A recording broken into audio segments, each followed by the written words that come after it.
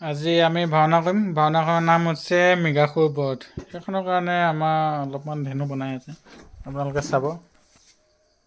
ইয়াত দেখিছে নহয়, এইবিলাকত ধেনু অস্ত্ৰ বনাই আছে আমাৰ। ভাওনা কৰিব লাগিব আজি ৰাতিলৈ। মই অৰ্জুন পাৰ্ট লৈছোঁ না, সেইকাৰণে মোৰ কাৰণে বনাই আছে এইখন ধেনু, দেখিছে নহয়। এইবিলাকত ধেনু, এইকেইখনত এনেকৈ বনাই কৰি এনেকৈ নাচিব লাগিব। এইকেইখনত ধেনুৱে আমি লৈ গৈ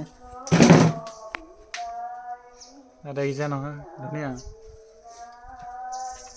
এইখন ধেনু দেখুৱাম। এখন দেখিছে নহয়, ঘৰতে বনাইছে, কি ধুনীয়াকৈ দেখিছে। এয়া চাওক,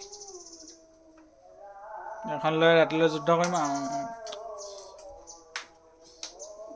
আৰু এইখন মোৰ নহয়, এখন ৰজা এটা। মোৰখন আছে, এইখন বনাই আছে অৰ্জুনৰ ধনু, দেখিছে নহয়।